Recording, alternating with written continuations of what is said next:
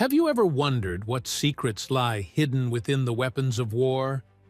What if I told you that a single rifle belonging to a Cherokee captain who fought alongside American forces contained something so extraordinary that it caused seasoned military investigators to question everything they thought they knew about Native American involvement in our nation's conflicts?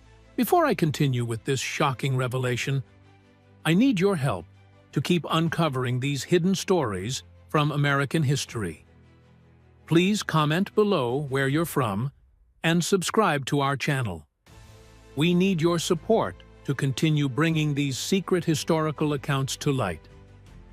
The discovery was made in the spring of 1946, nearly 10 months after the end of World War II, at a military surplus warehouse in Fort Smith, Arkansas. Inventory specialist Thomas Reeves was cataloging weapons returned from the European theater when he came across a weathered M1 Garand rifle with unusual markings carved into its wooden stock. "It wasn't standard issue," Reeves would later write in his report. The stock had intricate symbols etched into it, not the typical soldier graffiti we sometimes saw. These were deliberate, patterned, almost like a language. The rifle belonged to Captain Joseph Blackfeather, a Cherokee officer from Oklahoma who had served with distinction in the United States Army's 45th Infantry Division. Blackfeather had been part of the specialized Native American communication units that followed in the tradition of the famed Navajo Code Talkers, though his role was never officially documented in any capacity the public knew about. What made this particular find unusual was that Captain Blackfeather had been reported killed in action during the Battle of Anzio in 1944. Yet his rifle had somehow made its way back to American soil, with modifications that appeared to have been made long after his supposed death.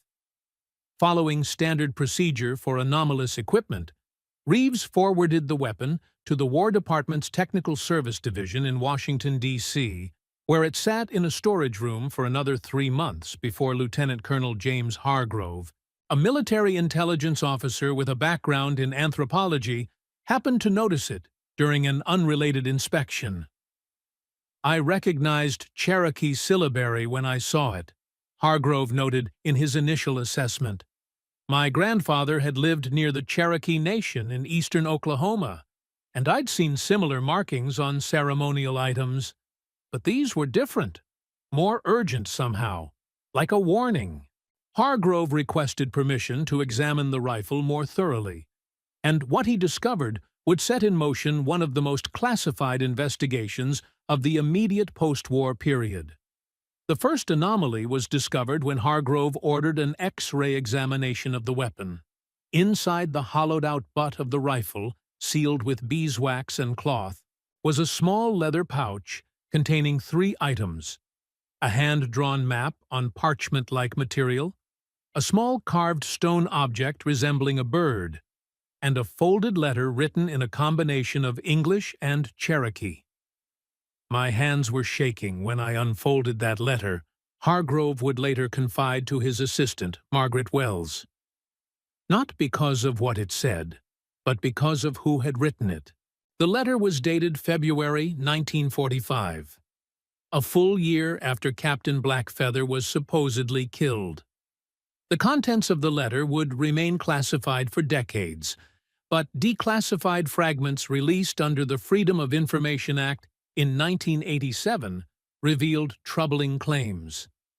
They are not what they appear to be. I have tracked their movements through 7 camps now.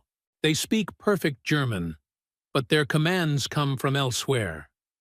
The symbols match those from the cave drawings near Tahlequah that my grandfather showed me as a boy. They are using the ancient knowledge, the same that was hidden from the white settlers during the Trail of Tears. I don't know how they obtained it, but they are twisting it for purposes that would horrify our ancestors. The letter continued with descriptions of strange experiments allegedly being conducted by a specialized SS unit operating in remote alpine locations. According to Blackfeather's account, this unit was attempting to harness what he described as spirit technology, traditional Cherokee knowledge of communicating across vast distances without conventional means. Think of it as a spiritual telegraph, explained Dr. Robert Whitecloud, a Cherokee historian who was consulted during the investigation. Our traditions speak of medicine men who could send messages through the dream world, or communicate with ancestors who would carry information to distant tribal members. It sounds mystical to Western ears, but consider how the government saw the potential in our language for unbreakable codes. This would be something even more powerful. The investigation took an even stranger turn when Hargrove discovered that the carved symbols on the rifle stock weren't purely decorative or linguistic. They were coordinates. When properly interpreted through traditional Cherokee stellar navigation methods, they pointed to specific locations across Europe where Blackfeather claimed to have tracked the mysterious SS unit.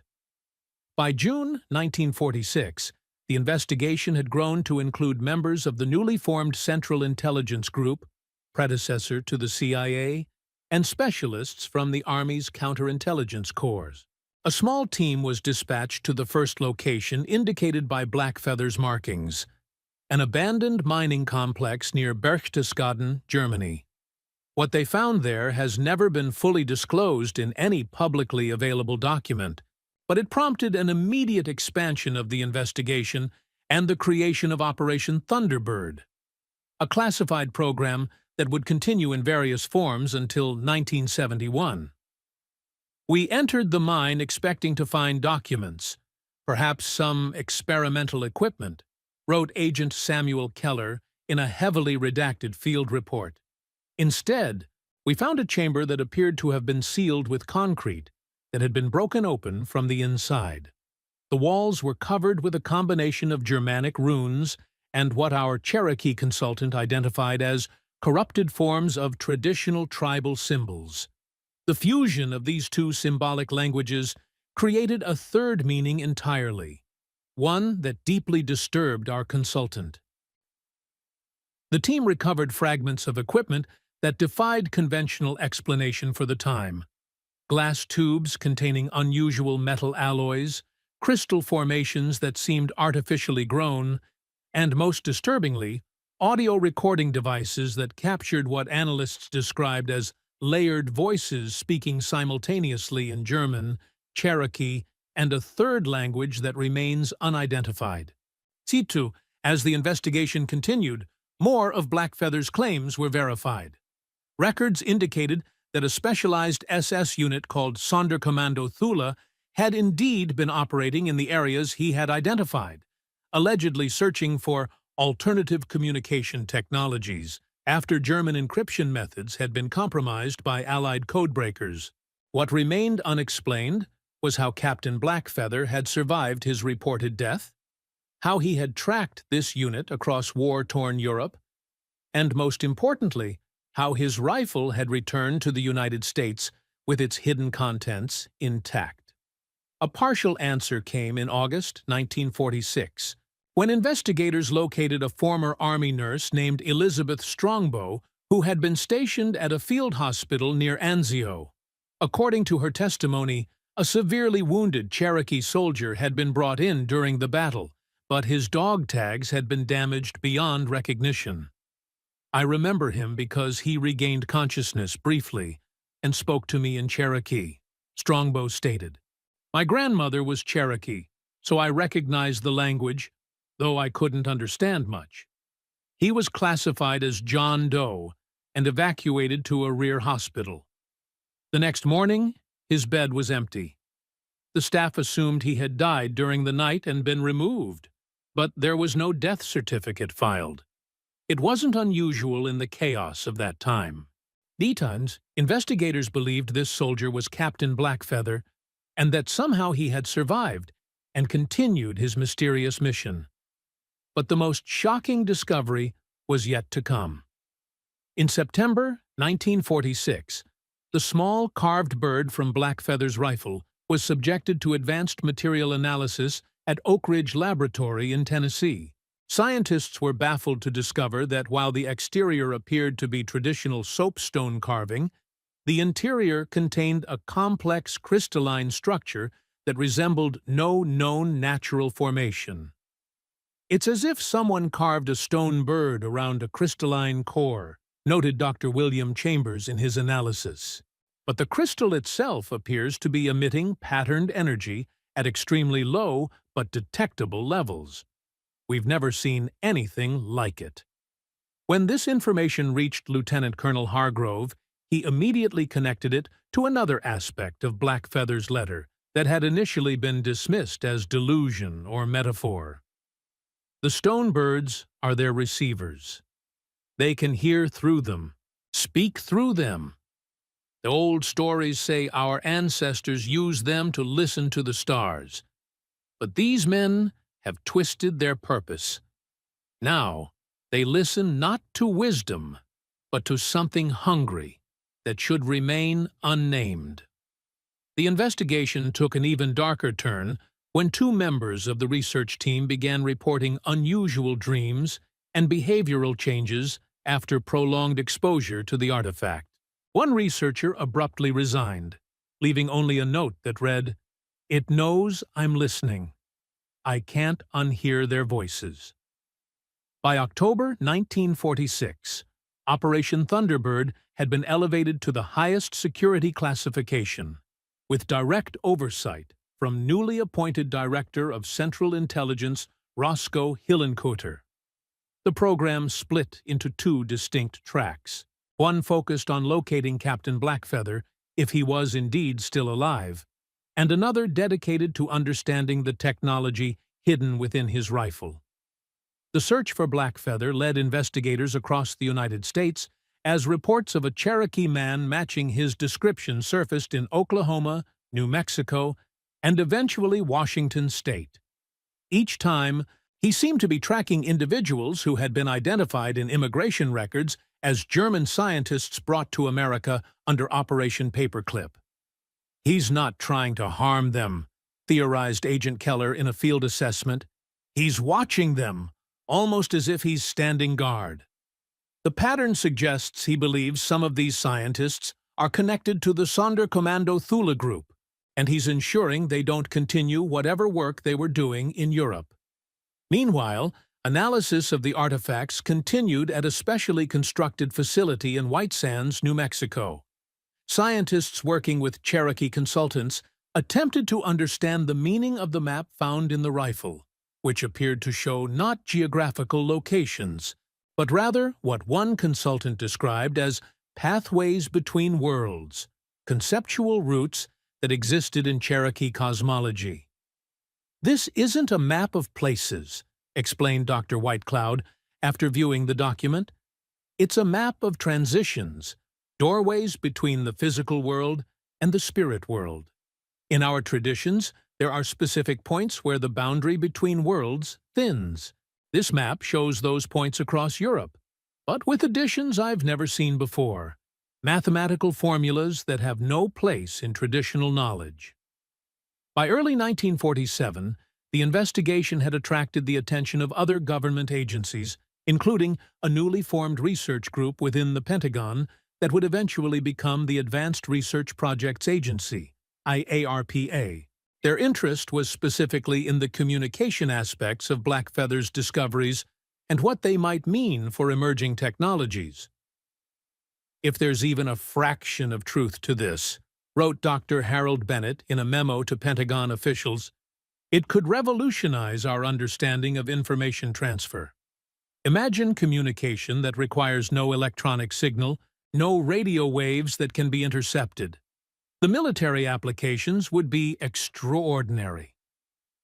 As spring arrived, the investigation faced a critical turning point when a man positively identified as Captain Joseph Blackfeather walked into a small church in Tahlequah, Oklahoma, the capital of the Cherokee Nation. He spoke briefly with the pastor, left a package, and disappeared before authorities could be notified. The package contained a journal with additional information about the SS unit's experiments and a warning. They brought it with them. Not all who came in Paperclip are who they claim to be. The doorway was opened in Europe, but now they seek to open it here, where the boundaries are known to our people. Federal agents arrived within hours, but Blackfeather had vanished once again.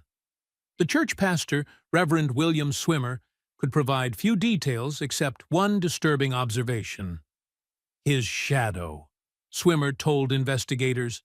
It moved wrong, sometimes before he moved, sometimes after, like it wasn't quite connected to him anymore.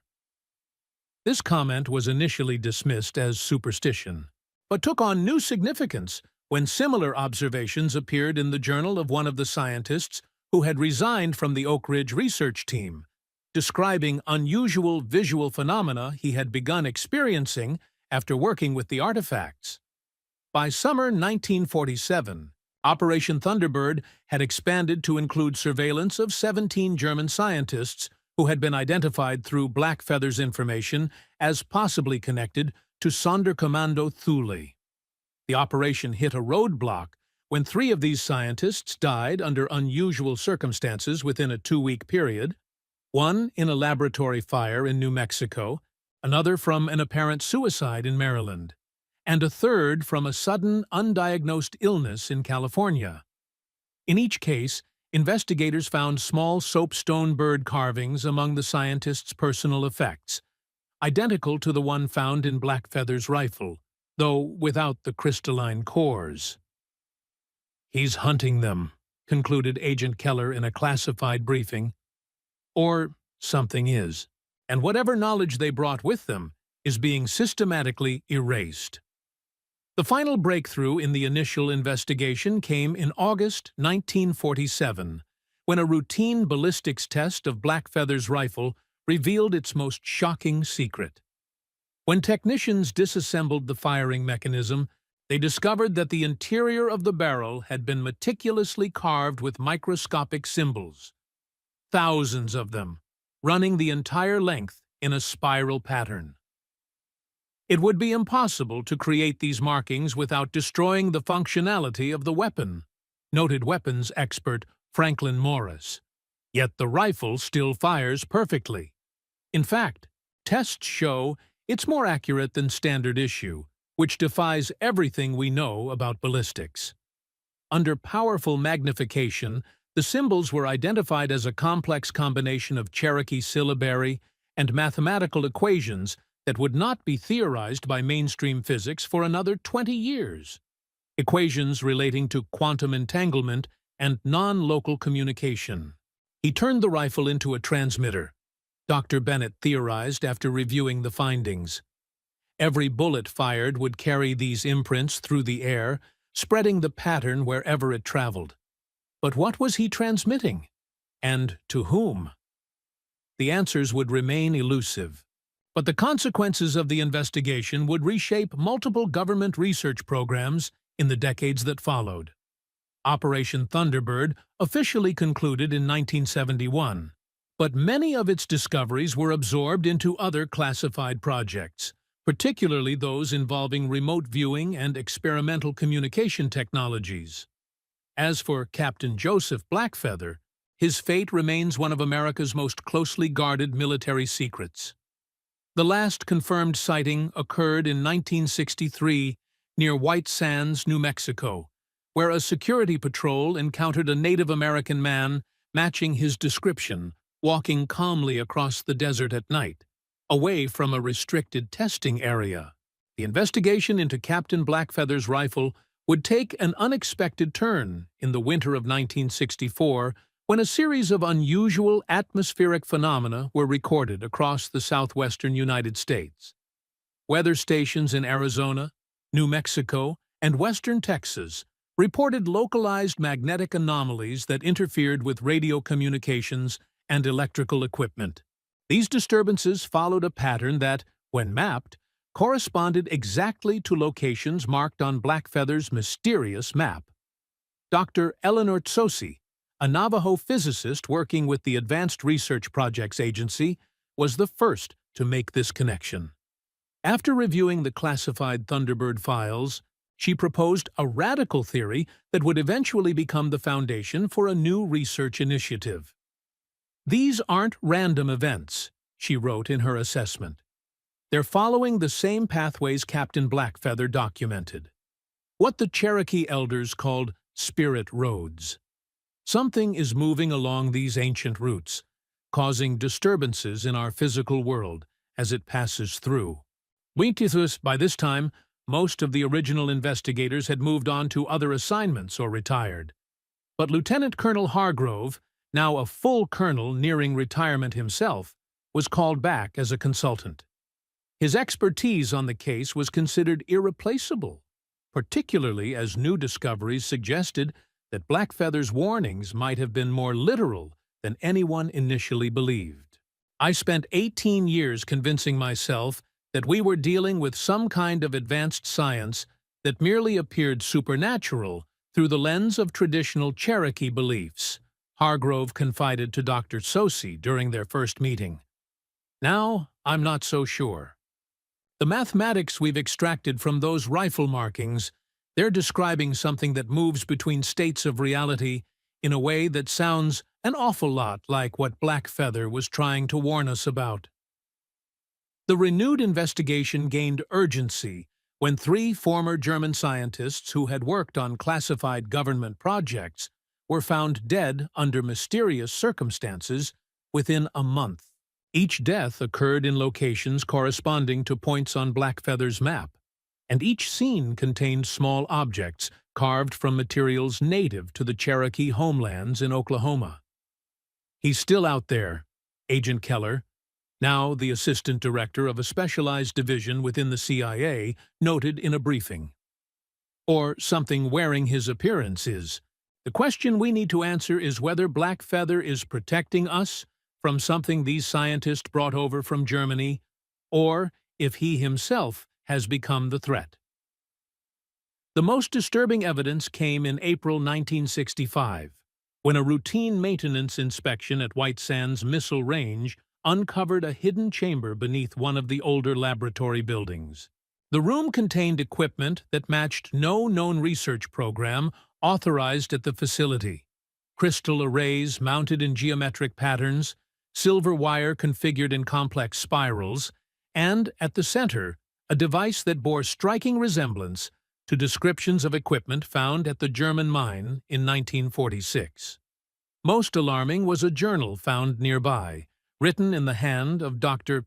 Werner Steinhauer, one of the German scientists who had died 3 weeks earlier in an apparent hiking accident.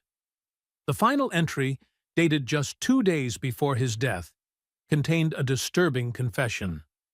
"We never abandoned the work. We merely adapted it to American resources and Cherokee mappings instead of the Scandinavian rune paths we had used in Germany. The doorway is nearly complete now. When it opens, communication will flow both ways at last. They have been patient all these decades, whispering to us through the barriers between worlds. Soon, they will no longer need to whisper." The discovery prompted the creation of Operation Closed Door, a joint task force with orders to locate and secure any other unauthorized research sites and to find Captain Blackfeather, dead or alive, at all costs. The operation would span 5 years and touch nearly every branch of military intelligence before reaching its cryptic conclusion. Meanwhile, a team of specialists began a comprehensive analysis of Blackfeather's rifle using technologies that hadn't existed when it was first discovered. Electron microscopy revealed that the crystalline structure inside the carved bird was growing, slowly but measurably expanding, according to a mathematical pattern that precisely matched equations carved inside the rifle barrel. It's responding to something Dr. Raymond Two Hawks, a Cherokee physicist recruited to the project, explained in a research summary. "These aren't random changes. The crystal structure is adapting, like it's receiving information and reconfiguring itself accordingly. If Blackfeather's accounts are accurate, this could be acting as a receiver for whatever was on the other side of that doorway," he described. The investigation's focus shifted dramatically in October 1967 when a night watchman at a remote communications facility in Colorado reported encountering a Native American man who appeared inside a restricted area without triggering any perimeter alarms. The man reportedly told the watchman, "They're trying again. The cycle is returning to where it began." Security camera footage showed a figure matching Blackfeather's description, but with one chilling detail that sent shockwaves through the task force. At certain angles, the figure cast no shadow whatsoever. "He's not fully here anymore," Dr. Tsosi theorized after reviewing the evidence. Blackfeather wrote about boundaries between worlds thinning at certain points. What if he's caught between those worlds now? Not fully in our reality, but not fully gone either. This theory gained credibility when analysis of all confirmed Blackfeather sightings revealed they had occurred during specific astronomical alignments that corresponded with traditional Cherokee calendar observances, times when, according to tribal lore, the barrier between the physical and spirit worlds was naturally thinner. The manhunt intensified through 1968 and 69, but Blackfeather remained elusive. Instead, investigators began finding messages left at various locations, carved wooden tablets with warnings written in Cherokee syllabary mixed with complex mathematical notations.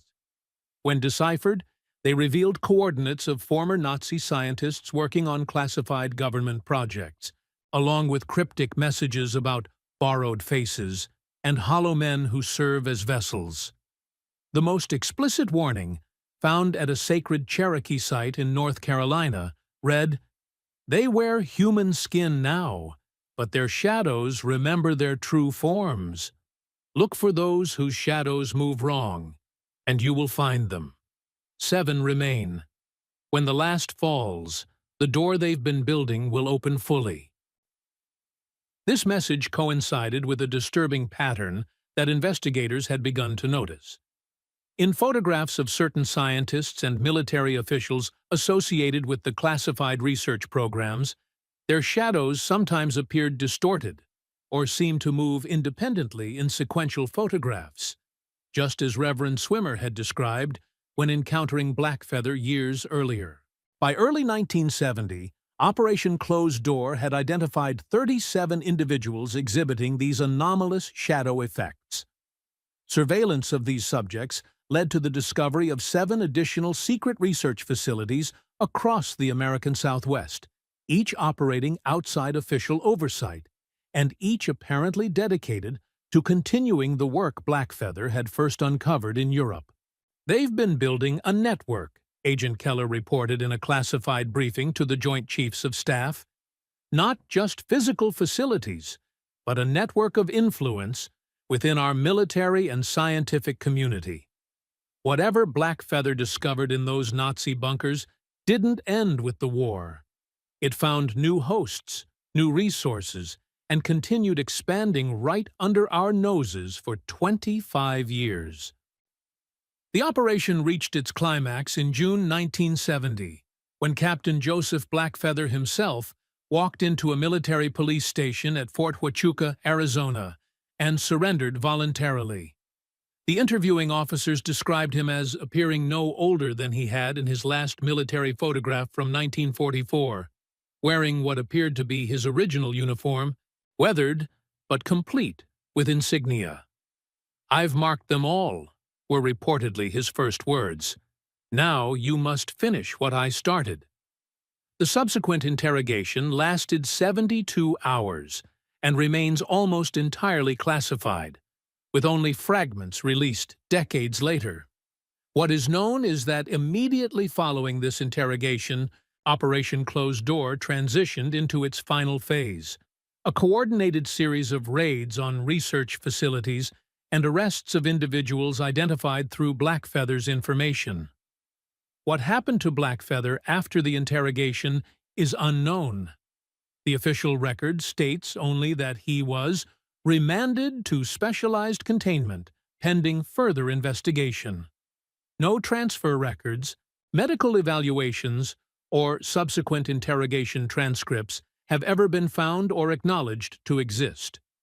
The raid operations continued through July and August, with mixed results. Several facilities were found abandoned, equipment destroyed or removed before agents arrived. Others contained evidence of hasty evacuation and partial document destruction. Most disturbing were facilities where agents found researchers dead by their own hands, often surrounded by destroyed equipment and burned documents. At a facility near Dulce, New Mexico, agents discovered an underground chamber that housed what appeared to be the most advanced version of the technology Blackfeather had been tracking. A massive circular array of crystalline structures surrounding a central platform. The equipment had been only partially dismantled, and technical teams spent weeks documenting and analyzing the components before the entire facility was ordered sealed with concrete and earth. Whatever they were building here, it wasn't designed to open just once, noted Dr. Two Hawks in his assessment. The configurations suggest a permanent installation, a doorway that could be opened again and again, widening with each activation. Based on the power systems installed, they intended something substantial to move through it, in one direction or both. By September 1970, Operation Closed Door had officially neutralized all known research sites and identified personnel. The program entered a monitoring phase, with ongoing surveillance of individuals suspected of involvement, but against whom insufficient evidence existed for direct action. The operation's final report, submitted in March 1971, concluded with a disturbing acknowledgement. While the immediate threat appears contained, Captain Blackfeather's assertion that these entities wear human skin and can transfer between hosts remains unverified but concerning.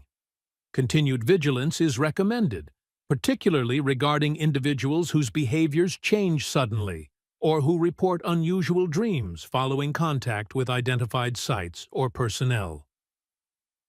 The story might have ended there, filed away in classified archives, except for a series of events that began in the spring of 1983, when hikers in the Superstition Mountains of Arizona discovered an abandoned camp containing equipment that matched descriptions of items seized during Operation Closed Door.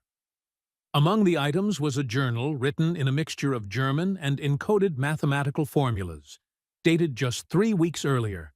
This discovery prompted a quiet reactivation of elements from the original task force, now under the operational name Eternal Vigilance.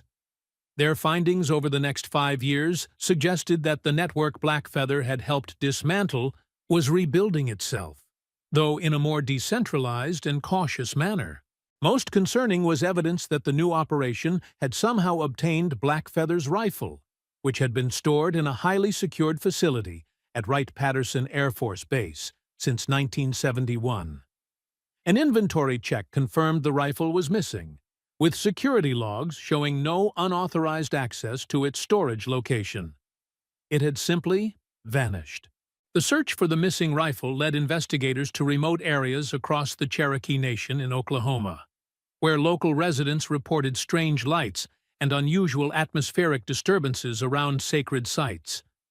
These phenomena matched descriptions of events preceding the discovery of research facilities during Operation Closed Door. In October 1986, a night security guard at a telecommunications facility in eastern Oklahoma reported an encounter with a Native American man who appeared inside the fence line without triggering alarms. According to the guard's statement, the man said only, "Tell them it's happening again." The weapon must be found and returned to where it belongs. Security camera footage showed a figure that multiple analysts identified as matching Captain Joseph Blackfeather's appearance, though as with previous sightings, the figure sometimes lacked a proper shadow or appeared partially transparent in certain frames. The new investigation faced significant obstacles. Most of the original personnel from Operations Thunderbird and Closed Door had retired or died. Critical records had been scattered across multiple agencies during reorganizations, and some had been deliberately obscured or destroyed during the Church Committee investigations of the 1970s. Dr. Eleanor Tsosi, now in her 60s and serving as a consultant to Los Alamos National Laboratory, was brought back to help reconstruct the case file. Her assessment of the new evidence was troubling. They never stopped. They just went deeper underground, became more patient. The technology Blackfeather warned about, it was never about weapons or traditional espionage.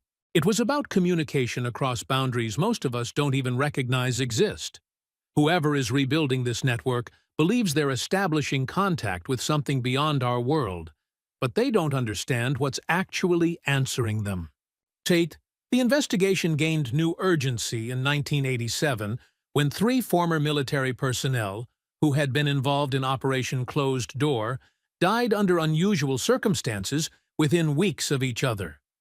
Each death scene contained small carved wooden birds, similar to the one found in Blackfeather's rifle decades earlier. By 1989, investigators had identified a pattern of unusual phenomena centered around the original testing grounds of the Manhattan Project in New Mexico. Magnetic anomalies, unexplained radio interference, and witness reports of strange lights and disembodied voices led them to an abandoned ranch house 30 miles from Los Alamos. What they found inside has never been fully disclosed in any unclassified document, but fragmented reports describe a makeshift laboratory containing equipment that combined modern electronic components with materials and designs consistent with those documented in Operation Thunderbird. At the center of the main room was a rifle stand, empty but sized perfectly for Blackfeather's missing M1 Garand. The walls were covered with photographs and documents tracking the movements of the original Thunderbird and closed-door investigators, many of whom had died years earlier. Most disturbing was a detailed chart showing the locations of every known living blood relative of Captain Joseph Blackfeather, with dates and times of their daily routines meticulously documented. "They're not looking for the rifle," concluded Agent Thomas Redbird, the Cherokee FBI liaison assigned to the case. "They're looking for Blackfeather himself, or someone carrying his bloodline. The rifle was just a tool. It's the knowledge he carried that they want." This realization prompted immediate protective surveillance of all identified Blackfeather relatives, but the effort came too late for at least one family member. Maria Blackfeather, a grandniece of the captain living in Oklahoma City, had disappeared 3 days before the ranch house discovery. Her apartment showed no signs of struggle, but investigators found a small carved bird figure on her kitchen table, identical to the one from the original rifle. The search for Maria Blackfeather continued for months without success. Then, in February 1990, a security camera at the Smithsonian's National Museum of the American Indian captured footage of a woman matching her description examining a display of traditional Cherokee artifacts. Accompanying her was an elderly man identified by multiple analysts as Captain Joseph Blackfeather, appearing no older than in photographs from 45 years earlier. Before authorities could respond, both individuals disappeared from the museum without passing any exit cameras.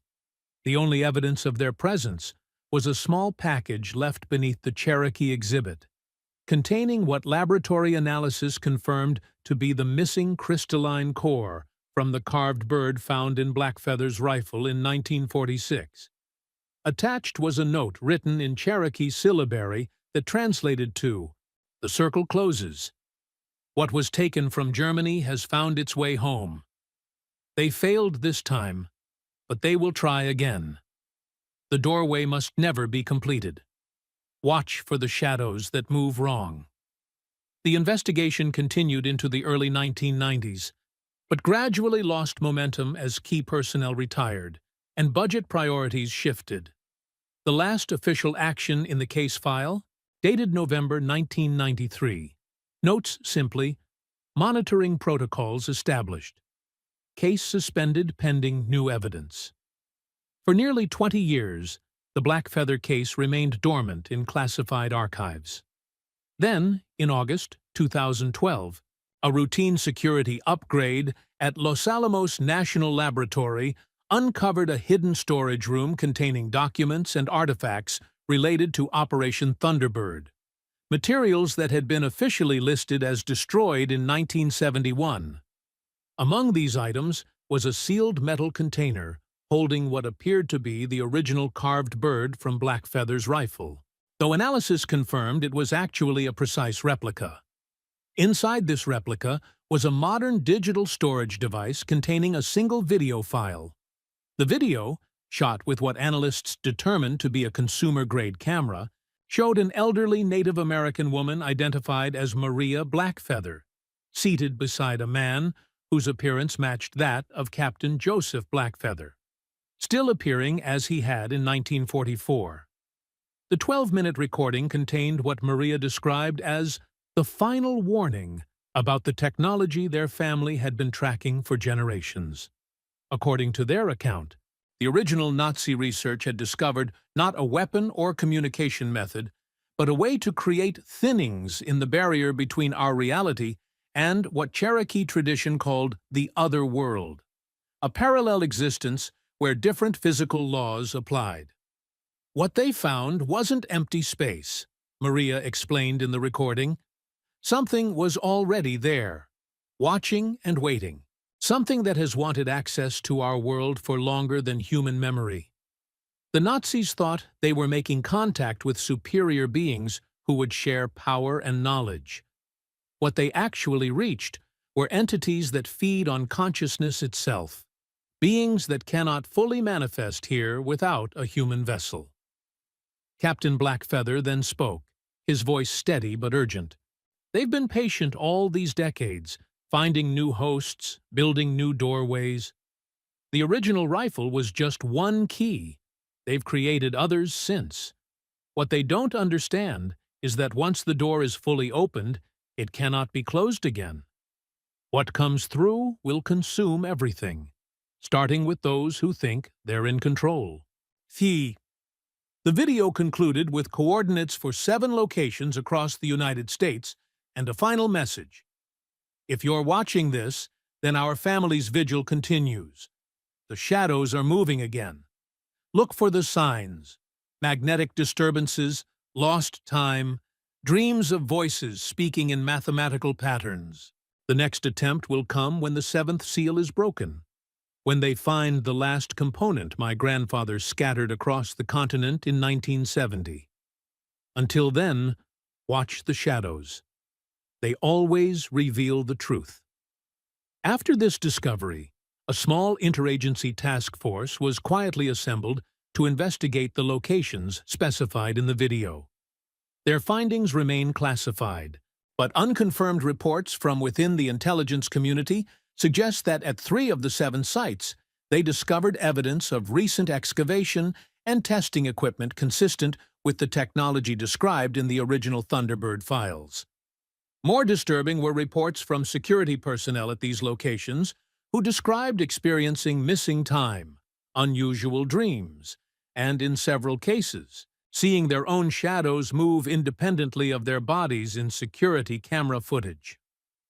The investigation continues to this day, though officially no such case exists in any publicly acknowledged files.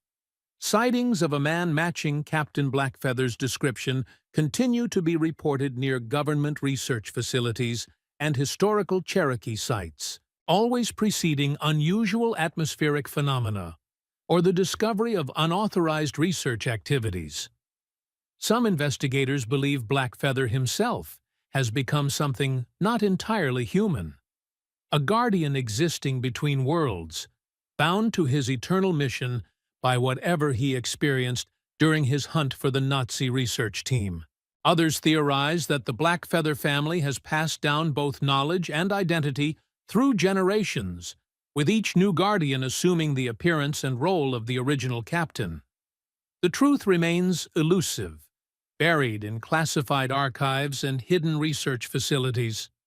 But throughout the American Southwest and the Cherokee Nation, stories persist of a Native American soldier who appears at times of danger, warning of shadows that move wrong and doorways that should remain closed. His rifle has never been found. But those who know the story watch for small carved birds that appear without explanation, marking places where the boundary between worlds has grown dangerously thin. Tonight, as you lie in bed, pay close attention to the shadows in your room. Do they move exactly as they should? Or is there a slight delay, a subtle independence to their motion? If so, you might be closer than you think to the doorway Captain Blackfeather has spent decades trying to keep closed. Our time here is short, but our souls are eternal. Whatever darkness may exist beyond the boundaries of our world, remember that faith in God and Jesus Christ provides the ultimate protection. For in the words that Maria Blackfeather added at the end of her recording, "When shadows move wrong and darkness gathers, turn to the true light that no doorway can darken." Stay vigilant, friends, and may God bless and protect the United States of America.